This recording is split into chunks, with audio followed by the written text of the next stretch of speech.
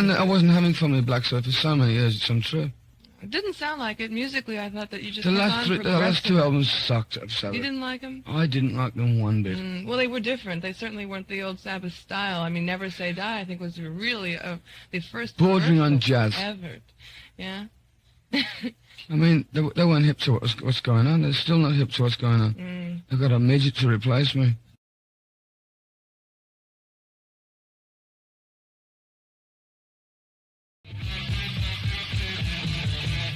Well, how about when Sabbath started out? Tell me a little bit about that, can you?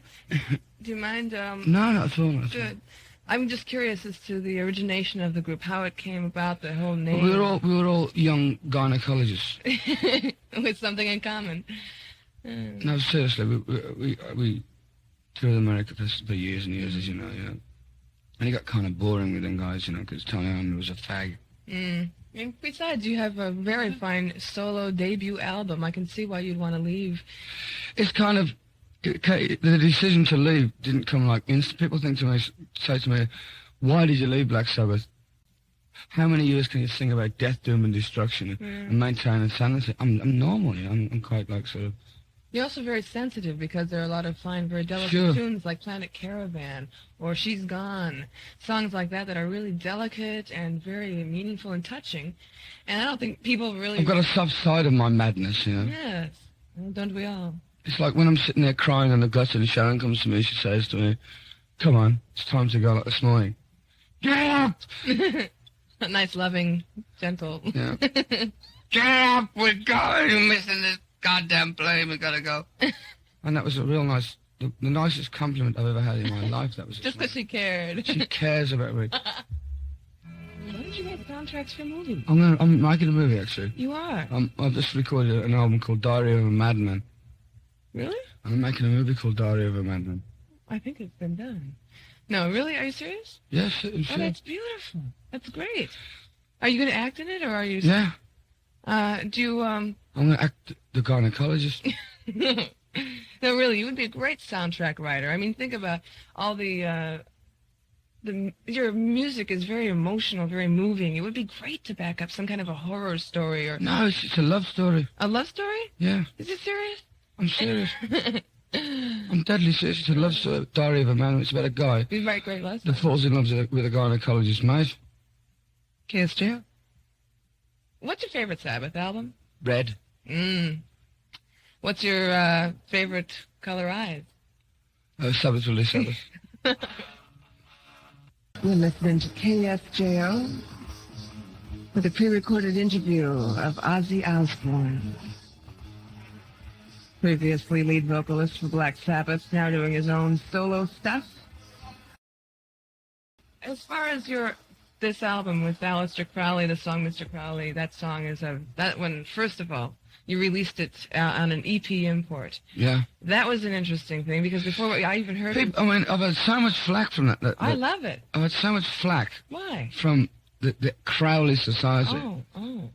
That saying I'm talking a lot of crap that I don't know what I'm on about. And if you listen to the lyrics, all it is a question. I mean, I've heard so many people over the years ask me about Aleister Crowley, and he was a gynecologist. He had something... It's kind of freaky, Yeah. Get ready to dance, everybody, yeah? Rock Commander is a celebration of rock and metal culture. Manage your own rock bands, connect with a passionate community, and experience exclusive collaborations with real bands like American Chaos and Adam and the Metal Hawks.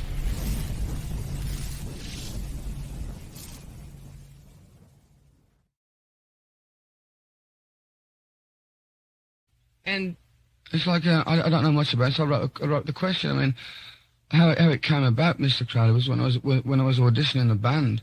I was out there in LA trying to be a gynecologist. Of course. And was it working? This guy used to work for Led Zeppelin, Jimmy Page, was an old roadie of mine. He came with this book about Aleister Crowley. I never read a thing about Aleister Crowley, you know. And I thought, well, why is this guy popping up in my life all the time? How come I buy a book called Hollywood Babylon, and the first chapter is about there's a mention about Aleister Crowley. And he must have been some kind of a weird guy, because it's very subtle the way he comes out, you know. He was a weird guy. Fascinating man. I wish it had been his gynecologist. Yeah, gee. It would have been a great honor, I'm sure, to have. I would love somebody. What about your fascination with black magic? It attracts me. The whole Everybody's thing. fascinated. The whole thing about it is that we don't know. Yeah. For some unknown reason, in rock and roll, it's like a thing that goes through rock and roll. Like Jimmy Page has this thing going. There's like Richie Blackmore is like writes weird things on people's doors if he doesn't like them, and like kills a gynecologist and leaves him on the doorstep or whatever. And it's like the attraction. It's like the unknown, you know. It's like what we haven't sent a spaceship there yet, so you know. Yeah. Might as well It's be within that. us, you know. And all that I've found out over the years, that people, like for instance, I did an install the other day. Where was that install? That guy come, Phoenix. And this guy comes dressed as a monk. Mm-hmm. And he's determined not to laugh. He comes to me and he goes, I'm like lunacy. I'm like normal. I'm like on that crazy train, you know. Yeah. And I'm like sign a zillion autographs. Oh, God. And this guy comes and he goes, sign. Sign. Oh, And I Jesus. started laughing. I would too, God. And I just thought, this is incredible. This guy says sign. And I went, peace sign. These are good. And the guy goes, he's trying desperately not to laugh. Mm-hmm. And so I pull a face at this guy. And so he's biting his lip not to laugh, and he ends up laughing, you know. All right. And people take me as being a lunatic. I'm a likable nut, I hope. Yeah, and you have your interests of all kinds of fascinating Sure. things, like anybody. Like gynecology. Like gynecology. How about the tour? I know that. Where are you going to go? You know, you're going to go all over the United States and then Europe and then Japan? We're doing the whole thing. This time the contract says that like the total full lunacy tour. You know, it's like, but it's good fun. You know, I'm actually, believe it or believe me not, I'm actually having fun. I'm glad you are. That's the thing. If you're not having fun, I'm sure you And won't. I wasn't having fun with Black Sabbath for so many years. It's untrue. It didn't sound like it. Musically, I thought that you just The kept last on the last two progressing. albums sucked of Sabbath. You didn't like them? I didn't like them one bit. Well, they were different. They certainly weren't the old Sabbath style. I mean, Never Say Die, I think, was really the first Bordering on commercial jazz. ever. Yeah. I mean, they weren't hip to what's going on. They're still not hip to what's going on. They've got a midget to replace me. Oh, well. Yeah. The band is definitely not Black Sabbath without Sure, it. it isn't. I know. You know, I ain't Black Sabbath without them. Yeah. That's why I call myself Ozzy Osbourne. I love it. Blizzard of Oz. What a great title. KSJO. You got Ozzy Osbourne with an interview and music from Black Sabbath and the most recent stuff from Ozzy Osbourne. In fact, we'll be delving into that in just a moment. Hang in there. It was a hard decision to come to terms with at the end. You know, it's like 11 years of your life wrapped up in one organisation. Something like a divorce. Or Exactly the same. I can't. You hit the nail on the head. You try and explain to someone how you feel after 11 years of living constantly with people, and then you say to yourself, oh, it's killing me. And it was killing me. But you came back really fine. I'm impressed. I really am. Well, I it's think just, that your audience is impressed that you're selling. I think I've shocked a lot of people. Yeah, you probably have. But it's great. I'm not complaining. Yeah, you're full of surprises, and that's healthy. Makes for an interesting life. Like gynecology. Yeah. Fascinating. Oh, God. How about the band member changes? I know that you had a couple of replacements. Well, they weren't permanent people anyway. They were only sort of helping out on the session scene, you know. So they were just like a studio band, which we wrote all the stuff together and we got it on. So look, the thing was, I had to get something out as soon as possible. Yeah. And I had I've still got a head full of stuff. I've got so much stuff in my head that I'm going to write in the future. Is that why you had to get it out as soon as I possible? have written the second album and recorded the second album, believe me or not, in February this year. It's called Diary of a Madman. Yeah. And I'm going to make a movie with Diary of a Madman. I really can't. That's great. But you see, the thing is, there's so many, like, for instance, I go to Los Angeles, and there's so many, like, fallen angels walking up and down that road on Sunset Boulevard, That's the truth. telling you what they're going to do. And I just turned around to some guys that came down to the house the other night for dinner, Don't tell me about it. I don't want to know. Isn't it sickening? Show me, man. Don't tell me what you're going to do. I hear this constantly of old musicians from old bands, like the old Deep Purples, the old so-and-so's, and the old way. And they're always telling me. And the craziest thing that I have going for me at the moment, I asked a lot of these guys to help me out at one time. And they all said, you're too crazy, we don't want to know. And now here you are doing just fine, and they're still dreaming. Sure, I don't talk about it. I get off my backside and do something about it, you know. I'm still curious about why you had to do it right to get this material out. I mean, is it because you had so many things going on in your head you wanted to get it out? I couldn't relate to Black Sabbath anymore. Black Sabbath is like the most frustrating situation to me is the fact that I cannot play an instrument, so I rely on other guys to help me to get it together. And I have the greatest guy, the best person I've ever had in my life is a guy called Randy Rhoads, the guy, the guitar player with the band now. He's so tolerant. I mean, I'm nuts. I mean, I wake him up at 4 o'clock in the morning and say, this incredible idea. Will you get up? I go, sure. Yeah, that's what you need, too, with creativity. I mean, like, people say, you can't sit down at 9 till 5 and say, I'm going to write an album.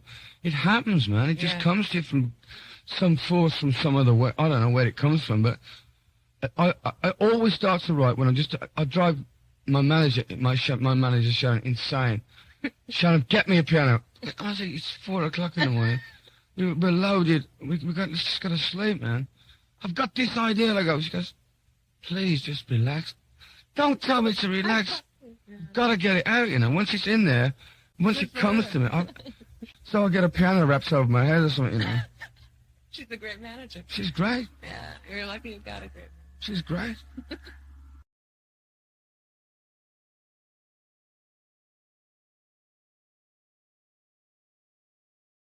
You're going to be playing in Santa Cruz, too, this, let's see, the 5th of July, I think it is, the day after the Day on the Green. I'll be there. The day after Day on the Green? I think so. Does Billy Graham? Does he know? Does Bill Graham have feathers? Feathers? Because if he does, I'm going to bite his head off. Oh, Jesus. Well, I heard that story, but I didn't want to bring it up. But since you did. Well, we didn't have any Colonel Saunders, you know, so you were hungry. kind of peckish, man. The flights over from England and all that, and what. Oh, I can imagine. And didn't have any gynecologist to play with. So you had to do something to entertain yourself. Mm-hmm. It's kind of sad, but the bird had a good time. Yeah. You know, I had a good time. Did it work? Oh, yeah. Obviously, huh? It worked. Did a number. I don't feel kind of happy about that. I feel kind of depressed, but not as half as depressed as the bird felt. This is going to hurt you more than it's going to hurt me. Same as it goes. Yeah. It's kind of... It's all gone insane. Everyone's gone insane. I'm convinced. We're all mad. Oh, I agree with you on that. Definitely. In fact... Who has the right to demand, say anything? I've had people come and say, hey, who's this OZZY Osbourne? Got the right to buy the cheap birds or whatever, parrot's head off or something. I didn't know what it was about. Well, oh, really? I don't know. I think it's kind of a fascinating stigma that you carry with yourself. And if you can carry it on and not be brought down by it or let it bother you with what people say, I think it's great because... To put a point over to so many times when I were in the air. Be bizarre. Arseholes. You have to. For these jerks to get off their butts and say, this guy's for real, man. I ain't for real, really. I'm a sweetheart of a guy. I just want to be a gynecologist. And you can't take anything too seriously, especially What's gynecology. the point? There's too many people taking too many things. Rock and roll is my religion and my law, and you ain't going to change me. So if you either like me, you like me. If you don't, it ain't my fault. Yep. KSJO. Be right back with Ozzy Osbourne in just a wee bit. Thanks a lot. Following, and it'll be Thanks a lot. My pleasure. My pleasure too. All right. I'm falling in love. I want to be his gynecologist. I think I'm not going to take up any more of your time. But I really Thank you. You're very, very nice and very funny. You got to be a comedian. Have you ever considered that? I want to be a gynecologist. Stand.